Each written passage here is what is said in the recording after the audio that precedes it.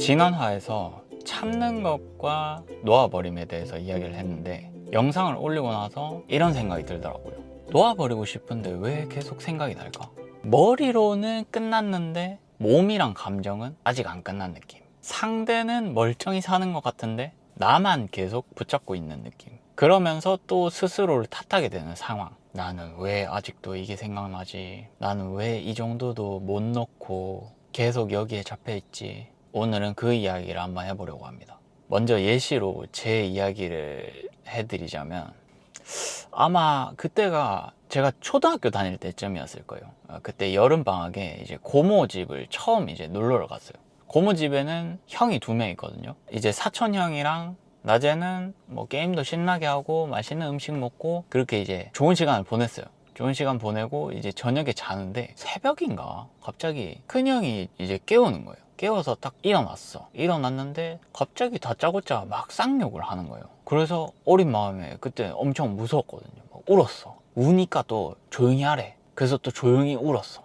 그렇게 욕먹고 울다가 잠들었거든요. 그러고 나서 다음날 일어나서는 뭐 아무 말도 못하고 그냥 바로 이제 집으로 다시 왔었어요. 지금도 그때 왜 그랬는지 몰라요. 그러니까 사촌 형이랑 막 따로 연락을 하는 그것도 아니고 막 만날 일도 없고, 최근에 이제 결혼을 해가지고 결혼식장에서 잠깐 봤는데 거기서는 또 이제 할 이야기는 아닌 거죠, 이 주제가. 그래서 이제 제가 한참 지나서 이제 저 혼자 유출을 해보니까, 아마 제가 이제 아무래도 손님이니까 그날 하루 종일 제가 이제 게임을 저 혼자 거의 다 했거든요. 그래서 뭔가 좀 언짢은 게 있지 않았나. 아니면 또 다른 이제 가설을 대자면, 지금은 안 그렇지만 그때 잠버릇이 엄청 안 좋았어요. 막 몸부림도 치고 이도 갈고 막 코도 골고 그런 잠버릇을 가지고 있었는데, 자다가 얼굴을 발로 주차한 게 아닌가 이런 생각을 잠깐 하긴 했었는데, 진실은 몰라요.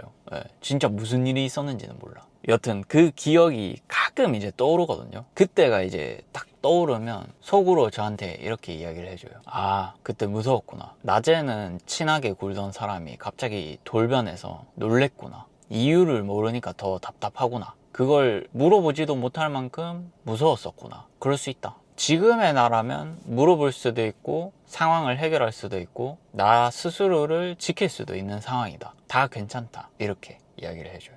예전에는 기억이 딱 올라오면 형에 대한 화도 올라오고 왜 그랬는지, 그리고 또 나 스스로에 대한 막 화도 나는 거예요. 그런 상황에서 아무 말도 하지 않은 나한테 그때 그냥 두려움에 말도 꺼내지 못한 그 나 자신한테 이제 화가 올라오는 것도 있고, 여튼 막 그런 것들이 자꾸 올라오면서 저를 막 괴롭혔다면, 지금은 아니에요. 이게 저한테는 어떻게 보면 조금 놓인 상황인 거죠. 기억이 이제 사라진 건 아니거든요. 이 기억이 이제 다시 이렇게 탁 올라왔을 때 내가 예전처럼 그 기억에 이제 끌려다니지 않는 거예요. 그리고 또 다른 기억도 있거든요. 이거는 조금 다른 결이에요. 살다 보면 이제 누군가에게 상처를 주는 상황들이 생기잖아요. 상처를 줬던 기억들. 뭐 그게 크게 싸운 걸 수도 있고, 아니면 그냥 뭐 말 한마디였을 수도 있고, 아니면 뭐 내가 없어서 그 자리에 없어서 뭐 있었을 수도 있는 거고,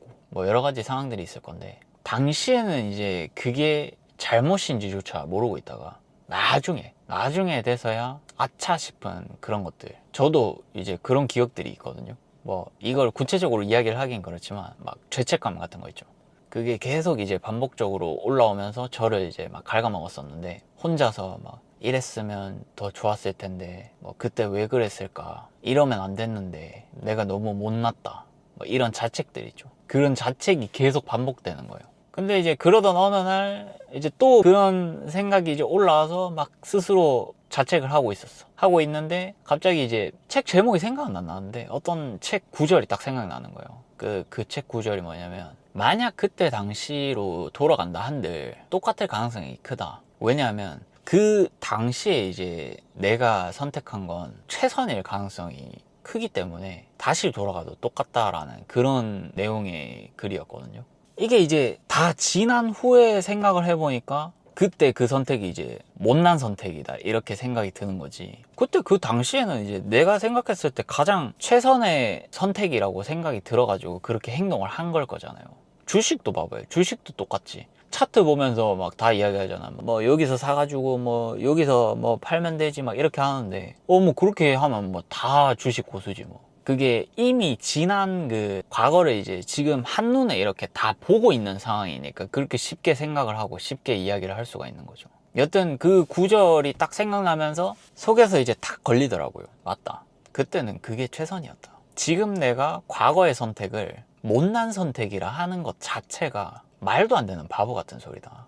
그때는 그 행동이 가져올 결과를 몰랐지만 지금의 나는 알고 있으니까 할 수 있는 소리다. 그리고 그런 이제 생각이 든다는 것 자체가 내가 성장을 했다라는 신호기도 하다. 이제 여기서 더 나아가면 그때 그 경험이 없었으면 내가 지금 이런 걸 생각이나 할 수 있을까 싶기도 하고, 상처를 이제 주고 받고 그리고 그런 행위들에서 죄책감을 느끼고 그런 것들이 이제 또 불편해서 더 나은 방향을 찾게 되는 것. 어쩌면 그런 게 우리 모두가 성장하는 방식일지도 모르겠다는 생각이 들었습니다. 뭐 물론 뭐 잘못한 걸 뭐 미워하거나 포장하는 건 아니고요.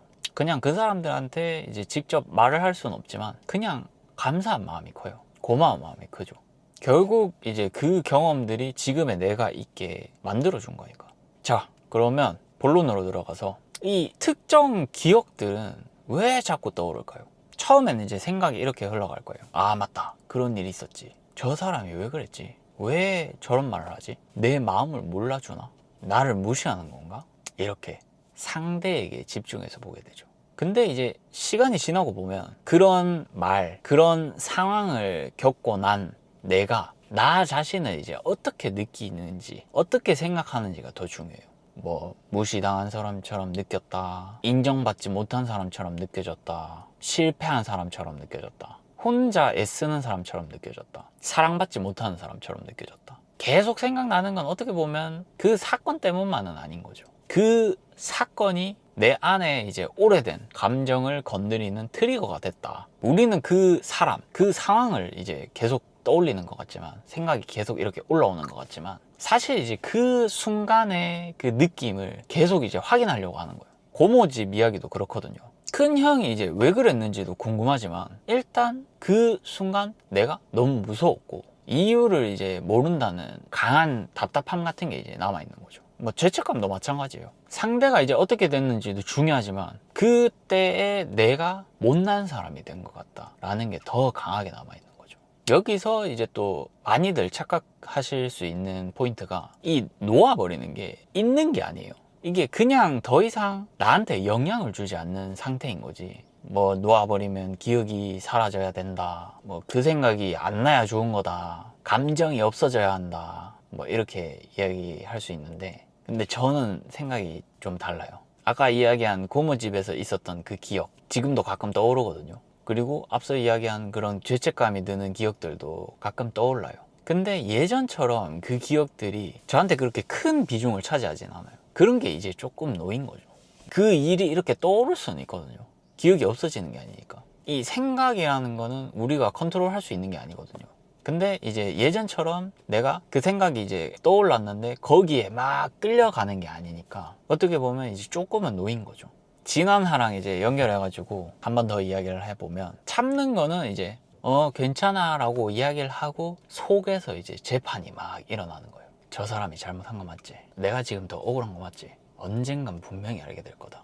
내가 더 어른이니까 참는다. 이런 것들 조용히 속에서 이제 계속 그런 생각, 감정이 이제 계속 동조를 하는 거죠.